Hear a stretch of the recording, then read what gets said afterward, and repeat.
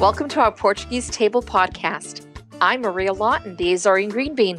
And I'm Angela Simoes, and we're just two chicks dishing about Portuguese food, culture, and what it means to be Portuguese. So grab a glass of vinho or un copo de café and join us as we talk about our favorite foods, reminisce about growing up Portuguese, and interview some of our community's most successful chefs and food writers. So sit down at our Portuguese table. Welcome, everybody, to another episode of our Portuguese Table. Bom dia, Maria. Bom dia, querida. How are you? I'm fine. How is it out there in California? It's not too bad. I know you guys are expecting another nor'easter storm, so I don't want to say too much. It is supposed to rain like all week here, but nothing. Yeah, it's our third nor'easter in 12 days, and I am just glad we're recording this today because I don't know if I'll have power tomorrow. I know. So, so crazy. Well, hunker down, and I know you said you've prepped some ingredients to make a yummy soup, so hopefully that will I'll be making keep you guys warm. Oh yeah, big pot of soup, and we've got gas in the car. We have propane for our grill, and we have I have to bake just to make sure everything is covered. But today, I'm so happy we're gonna be doing this today, our podcast. We have a very special guest, don't we? Well, it's our very first fadista that we've ever spoken. We've never had anyone like this before. So David Garcia. Yeah, from San Jose. Hi, David. Come on in to the conversation. Hello. How are you? Good. How are you? Great. It's a pleasure to be on your podcast. Thank you for the invite. Yeah. No, we're so happy to have you. And it's great timing because you are coming out with a second CD. It's your second, right? Or Correct. Is it? Yeah, second CD. And your launch party is sold out. And it's a very, very exciting time for you. And we can't wait to hear all about it. Definitely. A lot going on. I know. So, where do we begin? How does this all start? And I definitely, granted, I'm out here in the East Coast, but congratulations, hon. Congratulations. Thank you. Appreciate that. It's been a long time coming for this second one. I've been working on it for about 2 years now, due to a couple of health issues from my guitarrista, Helder Carvalheira. There was a little bit of a delay, but thankfully it all ended well. He had some surgery done on his elbow and shoulder, and so thankfully he's playing again, and we were able to complete this album with him playing, so that was our main goal. And so far it's been running smoothly, and he's been doing great. Now, let me ask you this. I'm just going to go right in, because I know fado, for those that know fado, because if you're listening to this podcast, you'll know what fado is. But it is the Portuguese blues. It is to me, that's what I've always felt like it was. Yes. And so how does someone grow up thinking, I'm going to sing fado? Where did that all begin, David? I ask myself that all the time. I was a weird child. All the kids were listening, to the American hip hop, rock, or whatever it is. I was hiding in my room listening to fado. I grew up listening to literally the records. I'm not that old, but I'm making myself sound old. But I literally grew up listening to the records, the vinyl records of Fernando Farinha, Amália, Carlos do Carmo, Alfredo Marceneiro, and it hit me as a kid right away. I was drawn to it. So were you introduced to fado by your parents? Like, were they playing it in the house, or did they play it in the car? How did you first hear it? Oddly enough, not really. They had the records, but we would hardly ever hear it. It was mainly me that would just pick it up. I'd hear it on the radio, but it wasn't something that we were fanatics about. I know my grandmother on my mom's side, my mom's mom, her favorite fadista as well was Fernando Farinha, because as he is mine. And so I don't know if it was just one of those odd connections that we had telepathically or whatever. Let me tell you, at home, we used to, my mom loved fado. And her favorite was Amália Rodrigues. Of course. And so with that, I used to listen to that. It was the type of thing she would put the albums on and listen to it. And to me, it was, I'll have to be honest, it was very depressing. It was just very depressing. So, you know how we always have that kind of melancholy way about us? No, definitely. We have that melancholy way. And so it was the type of thing she would be listening and she'd be crying. It would be like, oh my God. So for me, it was like, oh, like, what the heck? So it didn't hit me. It didn't hit me. I definitely think it's a Portuguese thing. We tend to, I don't want to say dwell, but we live missing what's been past rather than enjoy the present, focus on the future. We really think about what has gone by and what we're missing. And I think Fado definitely plays a huge role in that. Absolutely. Yeah. Just to that point, quick side note. I remember when every time we'd go over to my in-laws, they're watching RTP, and there was always a documentary or a show that was about the history. And I was like, my gosh, is there any show about like what's currently going on? It was right. It was like, we love our history and our culture, and like looking backwards, it's always struck me, which is, you appreciate, where you came from and everything. But yeah, that's certainly a trend. that's in our DNA to be melancholy, but there are happy fados too, right? I mean, definitely, there are a variety of fados. In this album that I'm coming out with, I definitely tried to capture a little bit of each style of fado, relating from your melancholic stuff, your happy marcha stuff, to original stuff, and then even a surprise tune from Coimbra, which is something that's very rarely sung, especially out here. And almost nobody sings anything Coimbra, much less record it. So I went out on a limb and tried it out. So we'll see. All right. So David, let's start from the beginning.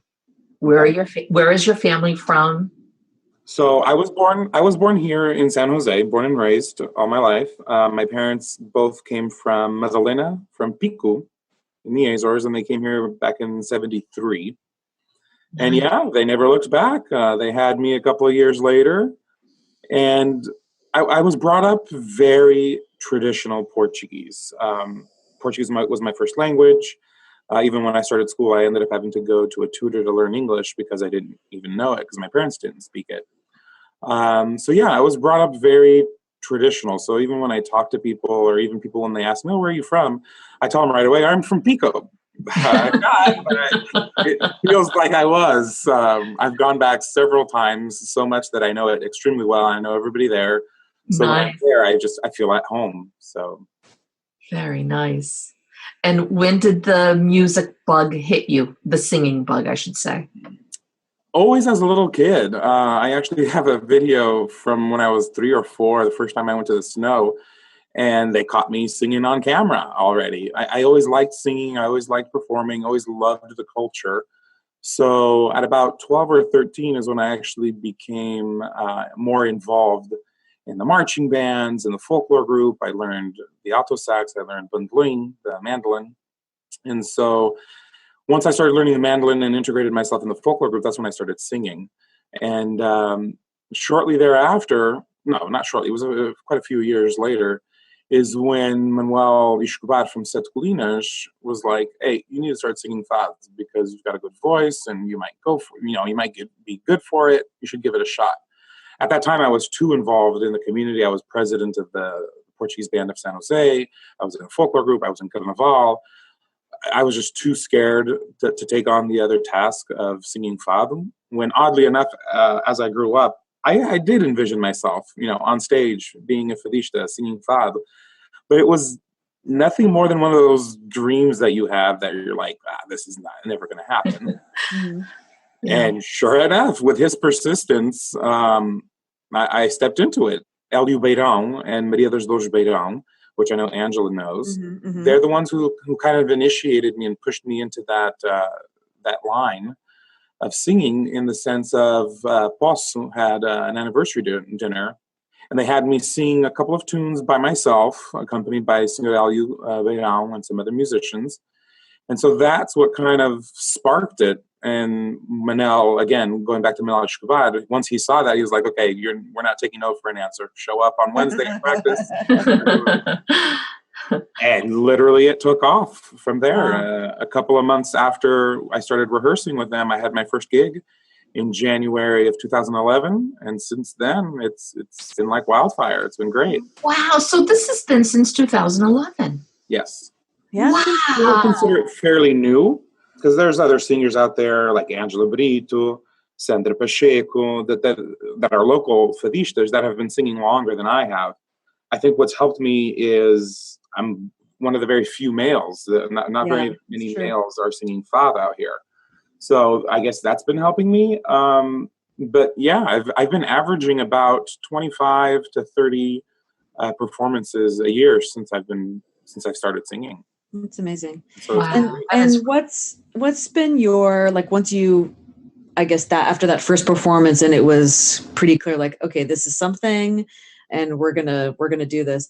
Did you think about like what your approach or your style would be? Like, did you really want to stick to the more traditional stuff, or because there's like Marisa and some other fadistas who have kind of gone, I don't want to say, well, they have it's like a nouveau fado kind of, yes. You know what I mean? And, as a way to differentiate, and I love Marisa. I think she has an amazing voice. So what was your approach on how you wanted to, I guess, differentiate yourself? I'm very traditional. I see myself very traditional even till today with fado especially. But my goal was to bring fado fado songs that have been hidden and lost through history. Oh, okay. And kind of bring them back out of the gutters. Not so much rejuvenate them, but bring them back into light. Wow, that's awesome. Fernando Farinha, to me, was one of my all-time favorite fadistas. And unfortunately, not very many people sing his music. I never heard of him. Yeah, I've never heard that name. He was big in his time, definitely. He was definitely big in his time, very well known, but very distinct style of singing, and even his fads were very distinctive. So it's funny because I'll sing some fads from Fernando Farinha, and people in the audience who are very big fado aficionados will come up to me and be like, that was a Fernando Farinha fado, wasn't it? Just because the way it's sung and the style of it and the lyrics, they can just hear it and know, oh, this is a Fernando Farinha fado. And so that's what I was looking for. I know I sing one of them, and I actually recorded it on this next album, Fado da Freira. And that was very scandalous fado back in the 60s and 70s, and it was actually outlawed in Portugal. And it wasn't allowed to be sung because it spoke about a nun who had a forbidden affair with a man. And it was forbidden to be sung in Portugal. And so it was taken to Brazil and sung in Brazil and kind of forgotten in Portugal. And so I sung it one time, and people went crazy. It's like, oh my God, I haven't heard that song in years. And I only heard it once, and it was a big ordeal in Portugal. They wouldn't allow us to play it. And so, yeah, I was like, no, they don't want it to play it. I'm going to do it then. So I kind of brought it up. That's pretty amazing. Yeah.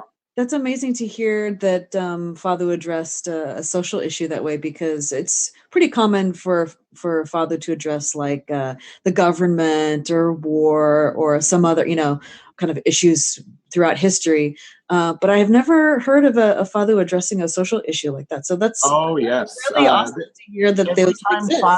Every time Fados were written back before 25 de Abril, they had to be approved by the government. And even when I went to Portugal in 2013 at the Museu do Fado in Lisbon, they actually have fados there that are stamped denied by the censorship from the dictatorship at that time that they wrote, and they were denied. They were not allowed to be sung because they were too scandalous, or they referenced a couple of words here and there that was not approved by the government. And so, And are they sung now? Did someone bring them back? Some of them have been brought back. Yeah. I know Amalia Rodrigues really pushed the envelope after. So yeah, some of them have been brought back, but others, honestly, were lost in history, I think, because they were denied and not able to be sung. So they were kind of filed away and forgotten. This was one of them. It's amazing. And so talk a little bit about your approach to the first CD. And then you said that for the second one, you went into the style of Coimbra, right? So the first CD was more used or put together as an introduction to our community here, letting them know, look, I sing fado, I'm taking this seriously, let's, here's what I can do type of thing. This second one, and it was kept very traditional as well. This second one is more of, we're trying to market this more for Portugal.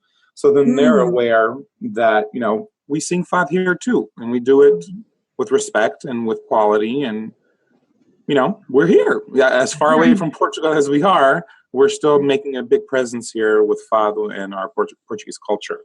I did step it up a little bit more with this record in the sense of adding new elements. I didn't push the envelope as far as Anamora or Marisa does, where I call it jazzify it. Yes. Yeah. That makes sense. Yes. I didn't push it that far because I still want people to hear it and be like, yes, this is fado. Right. But then in the background, they'll hear, wait a minute, what was that in the back? And in this album, you'll hear a cello. You'll hear an accordion. You'll hear a piano. You'll hear a soprano sax. But these are so subtle into the fado that if you're not really paying attention, you might miss it. But you hear it and it's still fado, but with, the scent of something more. And that's what we wanted to do. Push it just a little bit more, but not far enough to where it's not recognizable anymore as fado. Got it. And so, yes, we did also add Fado Coimbra. The name of the song is Cantar de Imigração by Rosalvia de Castro. And it's a very traditional Fado Coimbra. And the minute I heard it, I was like, oh, I need to do this. I'll be honest, I'm not a huge fan of Coimbra fado. I can hear maybe one or two, any more than that, and it's overkill for me because those are very melancholic, very deep, very dark. So yeah, too much of it. Too much of it is too much. Yes. And it's definitely not a style of fado that very many people are interested in. Fado in itself is a very unique style of music, so you either love it or hate it. And oddly enough, there's a specific community of people that like fado. Not very many Portuguese people are adept to fado, much less Fado Coimbra, which is a lot more different. So yeah, I'm hoping by me pushing the button on it, will attract more people to it. And what's funny is from my siblings, just my sister Adeline loves fado. That's her thing. And any time that Anna, oh my goodness, I'm going to say her last name wrong. With Mora, is it Anamora? Anamora. And when she comes to the New England part, she's there seeing her. The same thing with Maritza. She goes and sees her and all of that. And because that's who we have coming out here to sing fado. It isn't. We do have some locals, a few local people who sing fado, but not that many. It's not that many. But like I said, my sister Adeline loves it, and I, how you like Maritza. I can take some of her songs, like O Barco Negro. I love when she sings that, and I also love Ana Mora's this. I love that jazzer side, that jazzing in there, that music that she puts in there to some of her music, and I can listen to it. But if it was all the melancholy, deep, dark, whatever, I just. Well, I think that goes back to how fado originated. I mean, fado originated in the taverns of Portugal. So it was very simple. It was two instruments and a singer, nothing more. These fadistas that are coming out here and doing performances at huge auditoriums and civic centers and centers of performing arts, if they were to do that, it would be a boring show. So they have to put on a production. I get it. Right. Yeah. They have to bring in some percussion and make it a little bit more. Is that true fado? In my opinion, no. But it's a production fado. Right. And you ask anyone in Lisboa, and they will say the same thing. Fado is literally, a true fado is sung in front of 20 people in a little coffee shop where everyone's sitting on each other's lap, literally, because that's how small it is. People are smoking, they're drinking, but then when fado starts, you hear nothing except for the singer. And so that is a true fado. Right. When they come over here and do those productions, I'm totally for it because it's a production, it's a show, and you have to put on a show. Right. But it's not the true fado that is what fado is, it's production. Now, David, is this all you're doing now? Is your music? Oh, dear God, no. No way. I'm actually sitting in a conference room right now at work. Oh. I'm an executive admin for a data center, so I support the executive level team here at the data center. So that's my day job, and I do fado as a hobby, but I don't like to call it a hobby because I take this very seriously. So I think it's more than a hobby. Yeah. So someone told me this is a professional hobby. I was like, okay, I like that better. It's a professional hobby. And have you performed in Portugal or? I have back in 2000, and that's what made me realize all these new aspects about fado. Back in 2013, our previous consul general, Nuno Matias, sent me over to Lisbon for a conference. Curso de Dirigentes Jovens da Diáspora or something like that. And so I went representing the northern part of California. And so when I went, it was with the Secretary de Estado, José Cesário, in Lisbon that put this on. In Lisbon, we were there for about a week in Cascais and Viseu. And so I took the opportunity to stay a couple of extra days. I had already been, but at that point I wasn't really involved in fado yet. And so now that I took advantage of this trip out there and hung out for about 4 days on my own and was able to sing. Students that were there with us knew that I sung. And so we went to a fado house one time and they went and told the owner, look, this guy sings and he's from California. You should have him sing a song. And I was terrified because... talk about being put on the spot. Right? And so they threw me up there and they're like, okay, pick a song and sing it. And I did. And it was amazing. I was able to sing 2 more nights at that same restaurant. Oh my gosh. They said, come back. I came back the following, I was there on a Friday with the friends and then they had all left and I stayed there a couple of more days. And then I went back on Sunday to meet Carlos Macedo, who is also a fadista, a writer, plays guitarra. And I went there to meet him because I had connected with him on Facebook. And once I went back, the owner saw me again. She's like, oh my God, you're back. You're going to sing again. And sure enough, I sang. And interestingly enough, it was a crazy night because at that same night, Celeste Rodrigues was present. And that's Amalia Rodrigues' sister. And so she was there that night, was able to sing.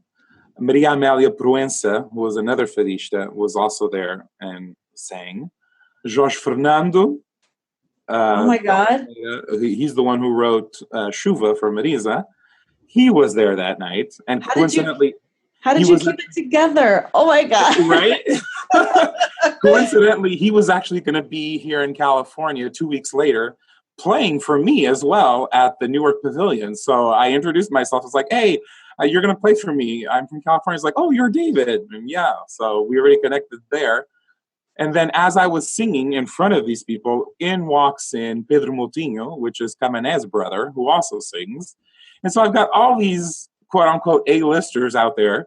And I'm singing on, not on stage, but I'm singing at the restaurant where these guys are all at.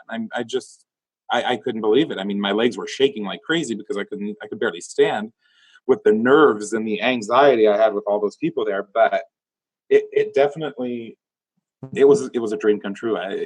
People ask me how it was. I don't know how to explain it. I mean, it was an out-of-body experience. It was amazing. Well, let me ask you this. With all of those great names there surrounded you, did they come after your performance? Did they come around and support you? Okay. Coincidentally, okay. So I'm singing. I'm sitting there or standing there singing, and I decided to sing one of the songs that Carlos Macedo wrote. A Noite de uma Estrela. It's a beautiful fado. He wrote it and he would sing it. And so since he was playing there that night, I asked him if he would let me sing his song. And he said with much pleasure. So he played it and I sang it. And fado houses there, you don't hear a pin drop during when someone's singing. Mm-hmm. And they clap and then you move on to the next song. There's no introductions. There's no talking really. And so I finished singing A Noite de uma Estrela. And in the middle, as soon as I finished singing it, Celeste Rodrigues stood up and pointed at me. This is in the middle of the whole restaurant. Oh, wow. And goes, who wrote that song? I was like, it wasn't me. It was him. He wrote it. And I'm pointing it because I was thinking, oh my God, she must have hated it, or I did something wrong. She's like accusing me of something, like stealing the song. Yeah. She. This is hilarious because she's in the middle of the restaurant, standing up. Everybody's sitting down. She's standing up, pointing at me, and not yelling, but like speaking loud enough to where everybody could hear her. And I was like, it wasn't me. It was him. He wrote it. Carlos wrote it. And she goes, that was beautiful. I want a copy of that song. And it's so well interpreted. You did a wonderful job. And then she screamed out, "A fadista." Oh my God. Wow. They say that, when you're singing at a tavern and, they're screaming out, "A fadista, a fadista," that's like, quote unquote, your baptism type of thing, where it's like, okay, someone's really, if they're screaming that, chills. That means, oh my gosh. I got goosebumps when you said that. Yes. And I almost fell over. So yeah, I went up to her, gave her a hug and a kiss. We took a picture and talked for a little bit. It was just, I can't even, it was just weird. It was crazy. It was crazy. That is an out of body experience. Just like that. Holy cow. So have you been, I mean, there's really no topping that performance. But have you been While I was there, I was able to go to a few more fado houses because I'm good friends with Joana Mendoeira, and because I'd already performed with her here. So I met up with her there, went to her, she was at Senhor Vinho in Alfama.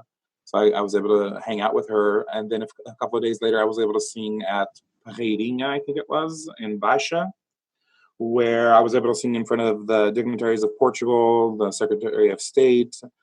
That was part of that conference that I was there for. So yeah, it was just, overall, it was an amazing experience. So amazing that I actually wrote a fado about it, and I'm launching it with this new CD.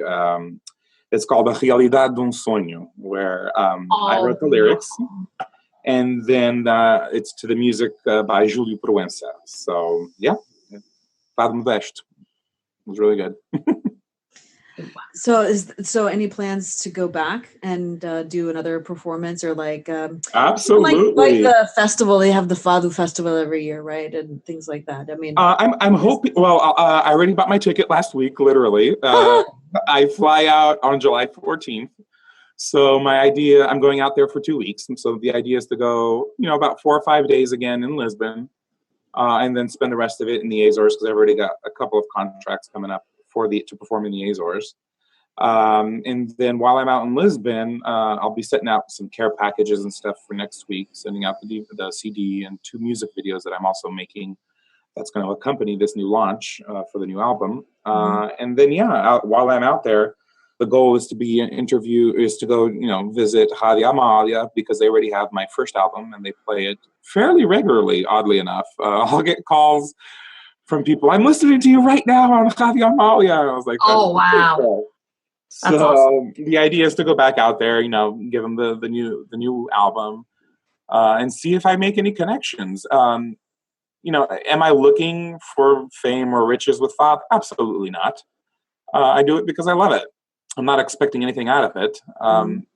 More so, some sort of an acknowledgement in the sense, or letting them know, we love Fado here too. We don't necessarily need to be born in Lisbon or raised in Lisbon to be able to sing Fado or appreciate it. Mm-hmm. And, I'm only one person that's doing it. We've got tons of fadistas, all down the East Coast. There's a beautiful fadista that's coming out of India that I heard a couple of months ago. From India, from Goa. Wow. I can't think of her name right now, but oh my God, she's amazing. I've heard a couple of fadistas down in Brazil. There's 2 guitarristas that are amazing down there, Wallace Oliveira and Ricardo Araújo. And these are amazing guitarristas who are now going to Portugal on a regular basis, playing guitar. So Fado is definitely growing. So it's more so for an acknowledgement, so they realize, we're doing it here, and we're doing our best to make justice for it. What Portugal needs to understand, or the people that are in Portugal, is that, just because we don't live in Portugal Mhm. does not make us any less of that connection to who we are. Oh, totally. And you know, the thing is our connections are so strong. And whether we connect in different ways, whether it's through music or literature or through whatever the case may be, the connection is still there. And I think that's a beautiful way of showing that connection. Sure. Well, and they should frankly be super thrilled that we're maintaining the connection Absolutely. in these areas that are much larger than Portugal. You are correct. We're sharing it with the world stage. With the world, exactly. Yeah, exactly. Now, when you're going to Portugal this year in July, you said you'll be there for a few days, and then you'll be going to the Azores. Which of the islands will you be going to perform?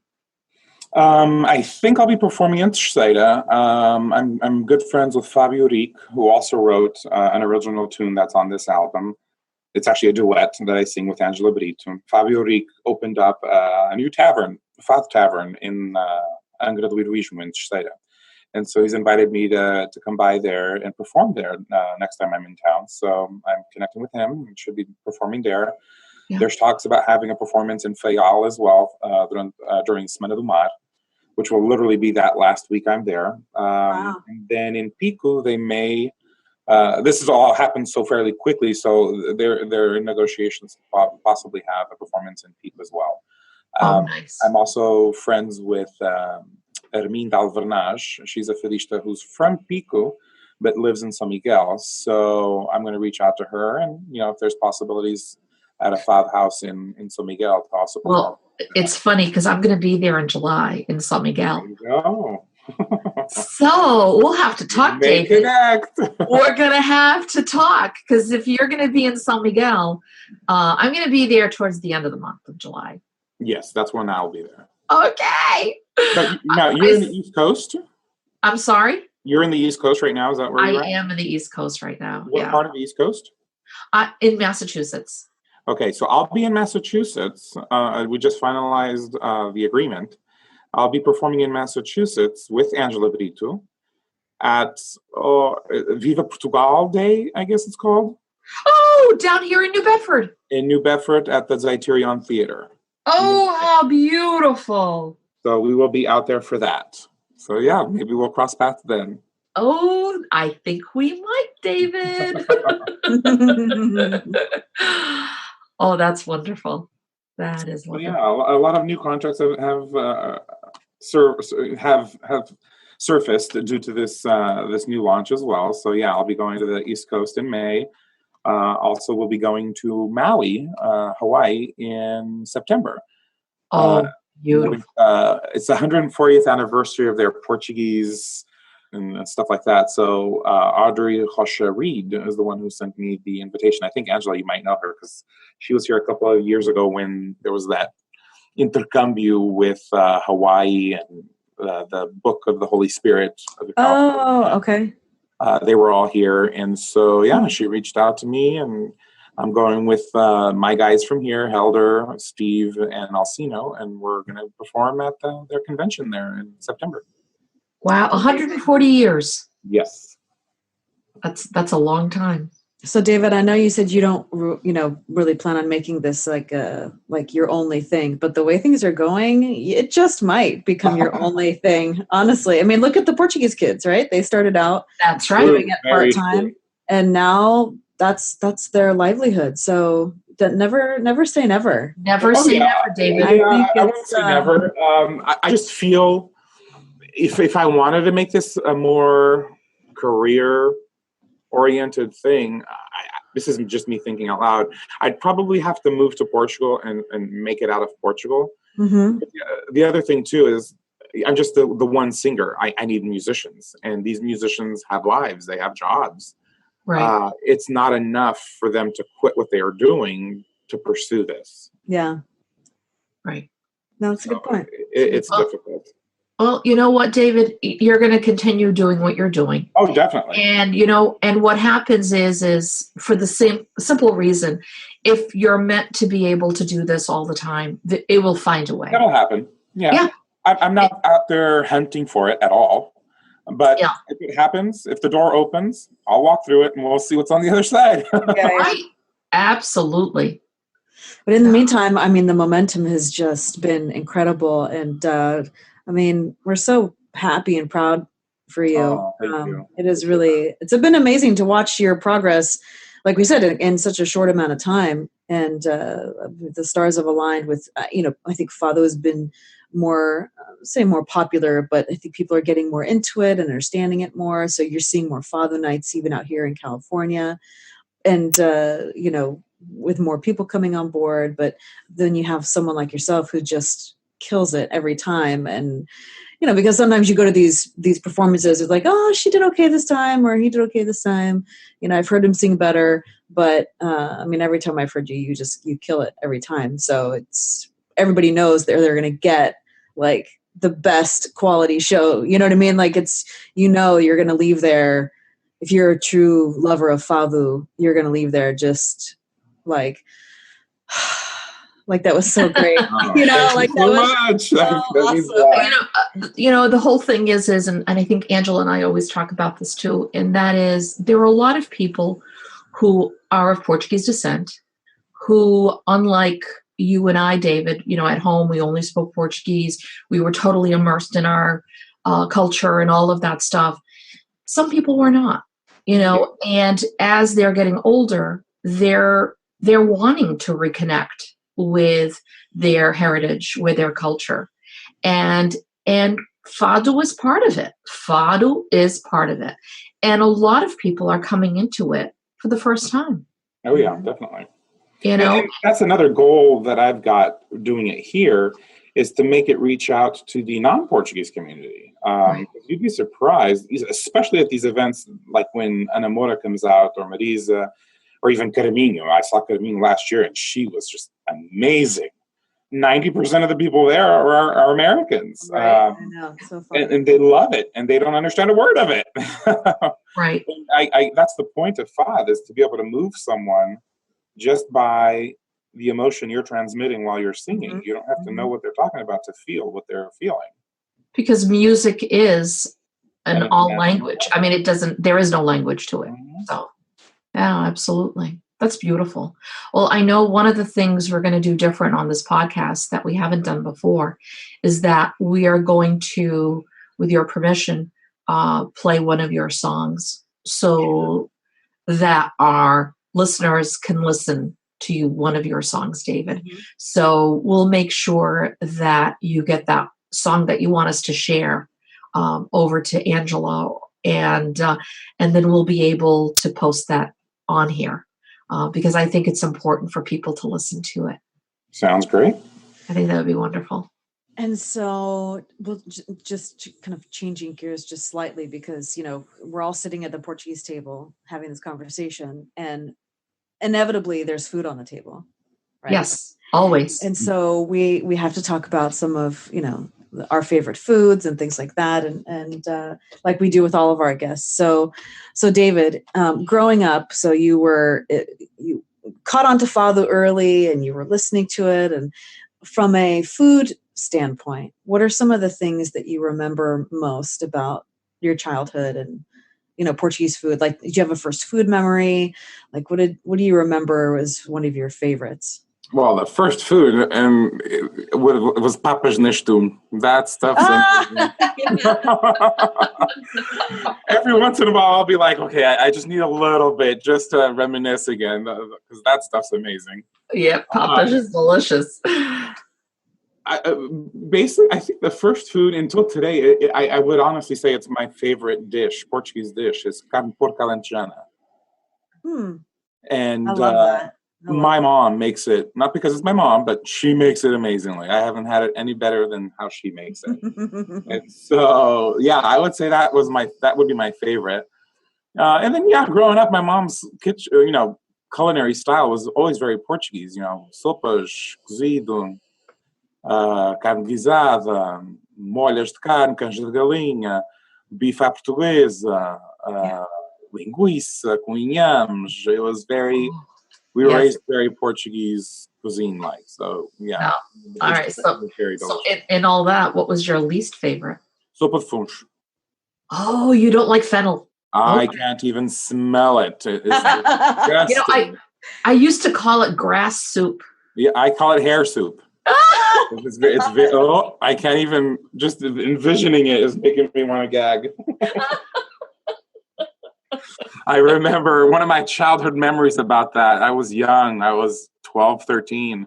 And, in Portugal, with Portuguese family, you don't leave the table until your plate's cleared. Yeah. Literally cleared. And I sat there and I didn't want to eat it. And my dad was like, "You're not getting off the table or out of the table until you clear your plate." And I was like, "Okay, I'll sit here all night long if I have to." And I sat there for a good, I want to say 5 or 6 hours. Oh my God. I'll die at this table before I eat this. I'm not touching this. So since then, they never forced me to eat sopa funcho again. Oh my God. I get it, because as a parent, that takes stamina, right? Endurance to like make the kids sit there. Oh my, I can't even imagine. I mean, we're pretty strict with Aurelia and making her, eat her dinner and things like that. But 6 hours, I can't. They had turned out, it was hilarious. They had already turned out the lights and everything, went to bed. And I sat there in the dark. Oh my God. But you know what? Look what it built in you. Right? You're going to stick to your guns. I'm the traditional stubborn Portuguese. Yes. Oh my I love it. I love it. That is awesome. That is so awesome. But what's funny is you just said something, Angela, and because David, same thing. My parents, and I know it's the same thing with you, made you sit down and you have to eat it. And I hated that. I hated it so much that when I had children, and I refused to do that to my girls. Mm-hmm. I refused. I kind of like, that was like I had to break that cycle, because it was, crying and eating and like, and like shoving the spoon. No way. I was not going to do that to my kids. I wasn't going to do that. And it's not going to make them like the meal anyway. No, it wasn't. It wasn't. And it didn't, because whatever I didn't like then, I still don't like, No, no, thank you. Now, what do you like to cook? To cook, I do like canja de galinha. For me, you can't go wrong with a nice canja de galinha, homemade chicken soup or caldo. Yeah. But I'm a very easygoing cook for myself. I live alone, so I can easily have dinner by eating a couple crackers and some São Jorge cheese, and I'm good to go. I am not about to come home and cook, because Portuguese cuisine isn't something that you can just get home and cook. It has to marinate for 2 days. It has to be in water to desalt and for like 5 days. It's not something that's just easy to whip up. Yeah, it's all planning. Deep frying something, because Portuguese and frying go hand in hand. So, yeah, I'm very content with quick and easy cooking. If I have guests over, yes, then I'll go into some pork chops, marinated steaks, and, chicken. I'm not a fish person for sure. Really? I'll eat it if there's nothing else on the table and I'm dying of hunger. But if not, I'll tough it out. No sardinhas for you. Oh, that's number 2. That's right after funcho. That's right after funcho. Well, I had shishaps for the first time, so I'm not a big sardine fan, but I had shishaps for the first time. Not too bad. The flavor's not as strong, so have you had those? I used to. Oh God, did I ever? Mm-hmm. It was one of those days I would sit there and cry throughout dinner. I don't want this. I don't want this. Oh my God, that's funny. The thing I always like to ask people and that is, what does it mean to you to be Portuguese? What does it mean to me? It's a very cultured community. I have a lot of friends from different ethnicities.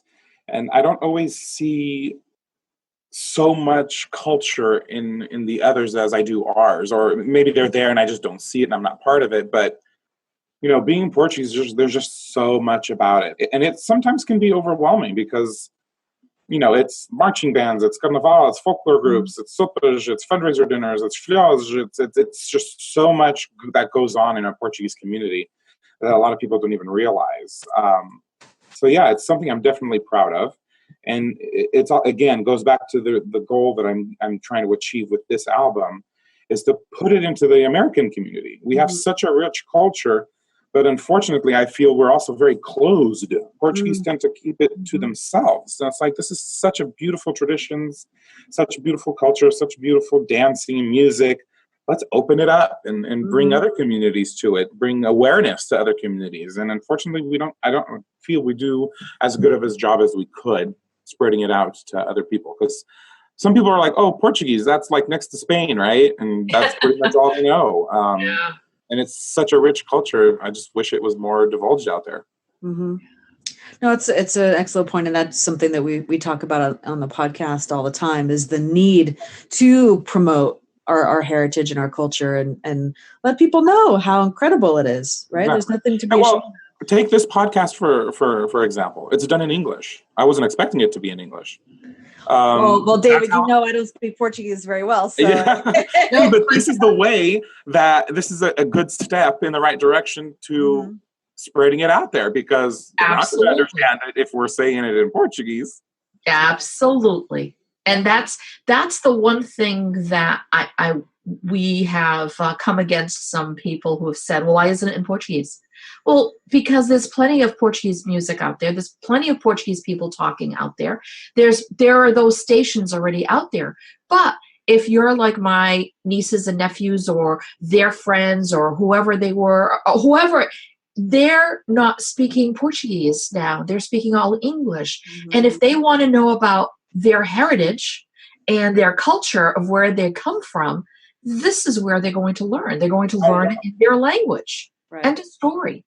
Well, and those are the generations too that we have to bring into the community and make them feel welcome. The second, third, fourth generation who are not always going to be 100% Portuguese, right? Their dad's going to be, or their mom is going to be a different ethnicity. When they get married, they're going to marry a different ethnicity. And so they may have this connection to being Portuguese, but yes, they've lost the language a little bit, but they have some great memories that they either want to recreate or reconnect, or even have for their children, right? And so we have to create an atmosphere where those generations are welcome, and where they feel that they can fit in and participate, not just attend, right? But also participate. And I mean, that's become leaders. And that's a whole other conversation. I was just gonna branch out. This would take a huge conversation or another topic about the Portuguese community in general.